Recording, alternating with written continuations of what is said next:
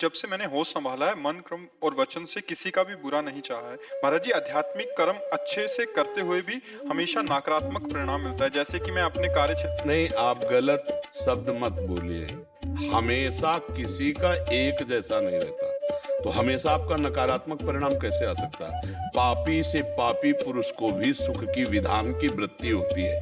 आप देख लीजिए, पापी से पापी भी पुरुष का ऐसा नहीं है कि वो दुखी भोगे, उसके भी जीवन में आनंद आता है, सुख आता है, उल्लास का अवसर आता है। तो आप इतना तो मत कहिएगा कि पूरे जीवन का परिणाम ये है कि हम धर्म से चलते हैं, कोई पाप कर्म नहीं करते, पर नकारात्मक ही उत्तर आता है। ऐसा नहीं, सकारात्मक और नकारात्मक दोनों आते। दिन ही दिन किसी के जीवन में हो ऐसा नहीं, रात भी है, और रात ही रात किसी के जीवन में ऐसा नहीं। चूंकि ये प्रकृति का नियम है, इसलिए हम बिना किसी ननुनच के ये आपकी बात काटते हैं कि आप जो है नकारात्मक सोच ही आपके सामने या नकारात्मक परिणाम ही आपके साथ, ऐसा नहीं है।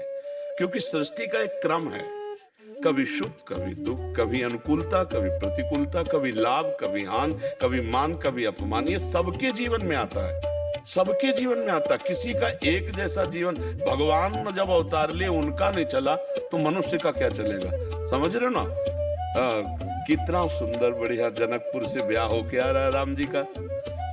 दशरथ जी आनंद मगन फूले, पूरी अयोध्या फूली। अब ये हुआ कि कल सुबह राज्याभिषेक कर दिया, सामय के 14 वर्ष का वनवास निश्चित हो जाता है नहीं। तो इसलिए भाई हम पहले, इसलिए कि आप ऐसा कहेंगी तो सबको लगेगा कि क्या यार परिणाम है, वो धर्म से चल रही और परिणाम नकारात्मक आता है। ऐसा नहीं, ऐसा बिल्कुल नहीं है। जो हमारे पूर्व जन्म में कुछ शुभ और कुछ अशुभ, उससे निकाल कर ये शरीर बना है। अब कुछ शुभ आएगा, कुछ अशुभ आएगा। क्या आपके जीवन में शुभ नहीं आया? आप ऐसा नहीं कह सकते कि नहीं आया। शुभ आता है तो अशुभ भी आता है। हमको धैर्य पूर्वक अशुभ से लड़ना है। सुख में तो किसी को लड़ना पड़ता नहीं है ना, वो तो आनंद भोग करता है। लेकिन अशुभ में लड़ना है, हारना नहीं है। उस समय लड़ना है कि राधा राधा राधा, और बुद्धि के द्वारा अपने को बचाना है। हम कहीं डूब न जाएं, उस दुख में, उस विपत्ति में न डूब जाएं। देखो, इसका नाम मृत्युलोक है। कभी ऐसा हो सकता है आपके प्रियजन मर जाएं, मृत्युलोक है ना, प्रियजन बिछुड़ जाएं। कभी ऐसा होता है प्रियजन मिल जाएं। तो हमको बहुत संभल के चलना है इस मृत्युलोक में, कि हमारे प्रियजनों का वियोग हो सकता है, मरण हो सकता है। इसका नाम मृत्युलोक। हमारी प्रिय वस्तुएं हमसे छिन सकती हैं, ये मृत्यु लोक है। यहाँ पता नहीं कब कहाँ कैसा। इसीलिए हम कहते हैं नाम जप करो, राधा राधा राधा राधा, और हे प्रभु बचाओ। बड़ा भयावह संसार है, बड़ा अब वो चैन से सोने की जंजीर पहने जा रही है, और दुष्ट आया पकड़ के मुंह भरा, वो गिर गए। 40,000 50,000 1 लाख की जंजीर होगी, और उसका जीवन नष्ट, हाथ टूट जाए, पैर टूट। वो मोटरसाइकिल में बैठे ना, ऐसे लोग खींच लेते। अब कितनी घटनाएं ऐसी हैं जो व्यर्थ की, मतलब जीवन लीला को नाश करने। अब वो आराम से मस्ती से जा रहा किनारे किनारे, उसका ड्राइवर का पता नहीं क्या हुआ, गाड़ी चल गई पीछे। ऐसे ये बड़ा दुखालय संसार है, भगवान ने लिख दिया है, और ये नाशवान है। दुखालयम अशाश्वतम। इसलिए नाम जप करो, दुख से लड़ना सीखो, सुख में भूलो मत। ऐसे अपनी जीवन यात्रा को काटो। जो कर्म हमने किए हैं वही हमारे परिणाम में आएंगे, पक्का समझो, उसके अलावा नहीं आ सकता। अब हम मनुष्य जन्म पाए हैं तो नया एक ऐसा कर्म करें कि सब कर्मों को दबा दे, वो है भजन।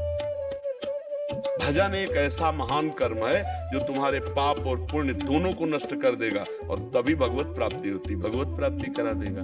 तो अब जैसे आप कहें कि आपके दोनों किडनी ठीक है ना? हाँ।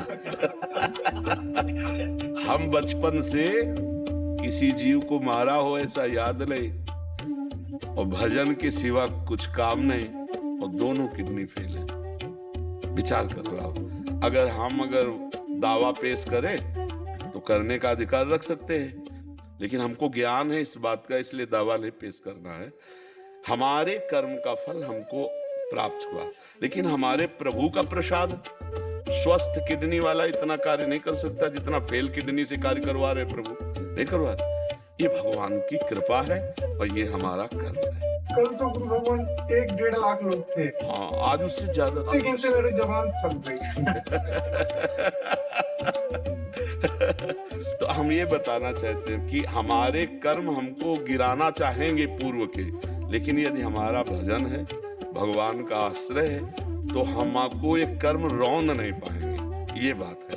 देखो, मनुष्य जब भगवान से विमुख होता है तो पापी कर्म बनता है।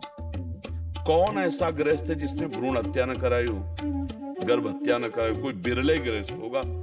अब विचार करो, और उसका कितना बुरा दंड है, और ये तो पता नहीं है। कोई बिरला ऐसा होगा जो बच्चा नष्ट न करवा, तो बिरले ऐसे हमें तो बिरला में भी ढूंढना मुश्किल पड़ जाएगा।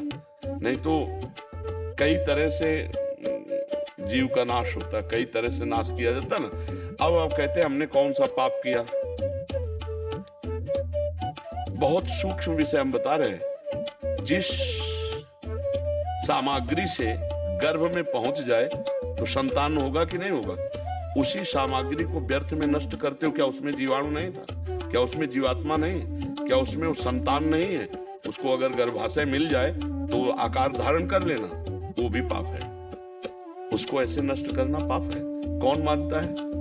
किस तरह से व्यवहार हो रहा है आप जब सूक्ष्मता में देखना, तो हमारे भागवतिक कानून में तो सब है ना। और जब दंड मिलता है तो बोले मैंने कौन सा पाप किया। अरे गणना करो पापों की, तो जैसे तुम कह रहे हो गिनते गिनते जबान थक गई, ऐसे पापों की गणना करते करते जवान। फिर भी भगवान हम पर कितनी कृपा की है कि हमें स्वस्थ रखे, हमें वायु मिल रही, आकाश पृथ्वी जल सब, सूर्य चंद्र सब मिल रहे हैं। अब भी चांद से नाम जप करके अपना पूरा रजिस्टर खाली कर दो, पूरे रजिस्टर को डिलीट करवा दो, वो नाम भजन से होगा। इसलिए चिंता मत करो, आप बहुत सुखी हो। ऐसे ऐसे दुखी लोग हैं जिनके न हाथ हैं न पैर हैं, न भोजन की व्यवस्था है, फुटपाथ में मक्खियां भिनभिना रही, भगवान उन पर भी कृपा करते हैं। आप पर तो कृपा है ही। निगेटिव सोच को बदल लो, पॉजिटिव सोच कर लो। कुंती माता जी ने भगवान जब द्वारिकाधीश पांडवों को राज्य दिया और चलने लगे तो भगवान से प्रार्थना की कि प्रभु मुझे पग पग पर विपत्ति दीजिए। बोलो कौन ऐसा मांगेगा?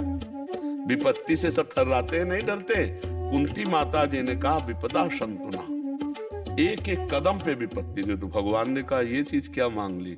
बोले प्रभु आज संपत्ति मिल गई तो आप पीठ करके द्वारिका जा रहे हो, और जब विपत्ति थी ना तो आप दौड़ते हुए आ रहे थे। मुझे आपकी सम्मुखता चाहिए, जो विपत्ति जो दुख आपकी याद कराए, आपका दर्शन कराए, वो संपत्ति से बढ़कर। और वो संपत्ति जिसमें आप पीठ करके द्वारिका जाओ आग लगे, ऐसी संपत्ति नहीं। मुझे पग पग पर विपत्ति। तो विपत्ति तो भगवान से मिलाने के लिए आती है। यदि हम विपत्ति में देखें तो अपना कोई नजर नहीं आता। ये बात सही बोल रहे महाराज जी। कल जब मैं आई थी तो और सब गलत बोल रहे थे।